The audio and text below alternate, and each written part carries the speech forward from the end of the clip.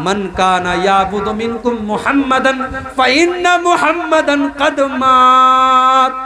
ओ लोगो, जो मोहम्मद की इबादत करता था, जो मोहम्मद को अपना रब मानता था, वो ये सुन ले कि मोहम्मद सल्लल्लाहु अलैहि वसल्लम अल्लाह ताला के पास जा चुके हैं, आपको मौत आ चुकी है। वमन काना याबुदुल्लाह, और जो अल्लाह की इबादत करता है, जो अल्लाह को अपना रब मानता है, फ़इन्नल्लाह हय्युन ला यमूत, तो वो ये कान खोल करके सुन ले कि अल्लाह ताला अकेली ऐसी ज़ात है कि वो ज़िंदा रहने वाला है, उसको कभी मौत आने वाली नहीं है। जब ये तकरीर की हज़रत अबू बकर सिद्दीक़ ने, हज़रत उमर कहते हैं कि मेरे पाँव ज़मीन पर नहीं टिके और मैं ज़मीन पर बैठ गया और मुझे यकीन हो गया कि अल्लाह के प्यारे नबी दुनिया से जा चुके। सोमवार के दिन आपका इंतकाल और बुध के दिन आपको दफन किया गया। आपको जब गुस्ल दिया जाने लगा, हज़रत अली भी थे गुस्ल देने वालों में, उसामा बिन ज़ैद भी थे गुस्ल देने वालों में, आपके अहले बैत और आपके घर के ही लोग आपको गुस्ल दे रहे थे। लेकिन सहाबा कंफ्यूज थे कि आपको कैसे गुस्ल दें, आपके बदन से कपड़ा उतारे तो कैसे उतारे। आसमान से आवाज़ आई कि अपने नबी के बदन से कपड़े मत उतारो, उसी हालत में आपके ऊपर पानी डालो। चुनांचे कपड़ों समेत आपको गुस्ल दिया गया और 3 सूती चादरों में आपको कफनाया गया। आपकी जनाजे की नमाज किसी ने जमात बना करके नहीं पढ़ी, किसी ने इमाम के पीछे नहीं पढ़ी, एक एक करके लोग आते चले गए और नमाज पढ़ के जाते चले गए। पहले मर्दों ने नमाज पढ़ी, उसके बाद औरतों ने नमाज पढ़ी, उसके बाद बच्चों ने नमाज पढ़ी। आपकी जनाजे की नमाज जमात के साथ नहीं पढ़ी गई। आपके दफन करने का जब मसला आया, उसमें भी इख्तिलाफ हुआ कि कहाँ आपको दफन किया जाए। हज़रत आयशा ने अल्लाह के नबी की हदीस पढ़ के सुना दी कि नबी का जहाँ इंतकाल होता है, नबी को वहीं दफनाया जाता है। चुनांचे अल्लाह के नबी की कब्र आपके उसी हुजरे में बनाई गई और आपके हुजरे में आपको दफन किया गया।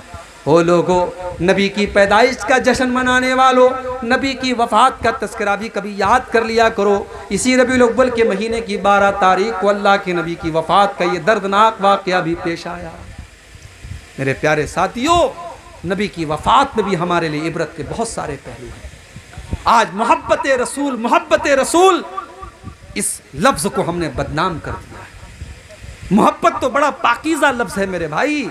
मोहब्बत के लफ्ज़ की कदर करो, नबी से सच्ची मोहब्बत करो, और जिसको नबी से सच्ची मोहब्बत होगी वो नबी की सुन्नतों से मोहब्बत करेगा, नबी के तरीके से मोहब्बत करेगा। वो दीन में नया काम नहीं निकालेगा, वो बिदात नहीं निकालेगा। याद करो अल्लाह के नबी का वो खुतबा, बहुत मशहूर हदीस है, आपने कई बार सुनी होगी। इरबाज इब्न सारिया कहते हैं अल्लाह के प्यारे नबी ने खुतबा दिया और ऐसा खुतबा दिया कि आंखों से आंसू बह पड़े और दिल गमगीन हो गए। और खुतबा देने के बाद सहाबा ने अल्लाह के नबी से कहा कि अय अल्लाह के नबी, आपने तो आज ऐसा खुतबा दिया है, ऐसा लग रहा है कि ये अलविदाई खुतबा है, ये आखिरी खुतबा है। अय अल्लाह के नबी, इस मौके पर आप कुछ नसीहत कर दीजिए। अल्लाह के नबी ने फरमाया, ओ लोगो ऊसीकुम बितक़वल्लाह, मैं तुमको अल्लाह ताला से डरने की वसीयत करता हूँ। हर हाल में अल्लाह से डरते रहना। वस्समी वत्ताअते, और अपने अमीर की इताअत करना, अपने अमीर की बात मानना। कोई हबशी गुलाम भी तुम्हारा अमीर बना दिया जाए, तुम अपने अमीर की इताअत करना। व इन्नहु मन यइश मिनकुम बादी फसयरा इख्तिलाफन कसीरा, और जो मेरे बाद जिंदा रहेगा वो बहुत इख्तिलाफ देखेगा। आज इख्तिलाफ मौजूद है मेरे प्यारे साथियों। कोई जुलूस निकालता है, कोई नहीं निकालता है, कोई नारा लगाता है, कोई नहीं लगाता है। नबी ने फरमाया था मेरे बाद बहुत इख्तिलाफ देखोगे। इख्तिलाफ होगा, लेकिन इख्तिलाफ के टाइम करना क्या है, नबी ने करने का काम बताया। आपने फरमाया इन्नहु मन यइश मिनकुम बादी फसयरा इख्तिलाफन कसीरा, जो मेरे बाद जिंदा रहेगा वो बहुत इख्तिलाफ देखेगा। फ़अलैकुम बिसुन्नती व सुन्नतिल खुलफ़ाइर राशिदीन अल महदीयीन, तो जब इख्तिलाफ आ जाए तो तुम मेरे तरीक़े पर चलना और मेरे खुलफ़ाए राशिदीन के तरीक़े पर चलना, मेरे सहाबा के तरीक़े पर चलना।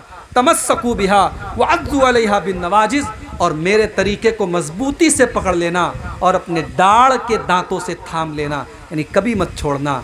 मेरे प्यारे साथियों, ये बिदअतों का ज़माना है, खुराफात का ज़माना है।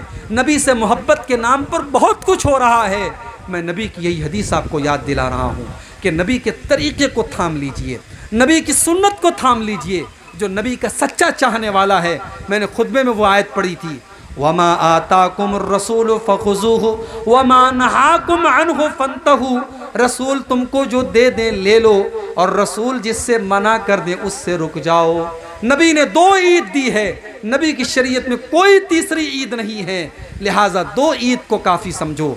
नबी से मोहब्बत है तो नबी पर दरूद पढ़ो, नबी पर सलाम पढ़ो, नबी की सुन्नत पर अमल करो, नबी के तरीक़े पर चलो। लेकिन इस्लाम को बदलने की कोशिश मत करो, शरीयत को बदलने की कोशिश मत करो।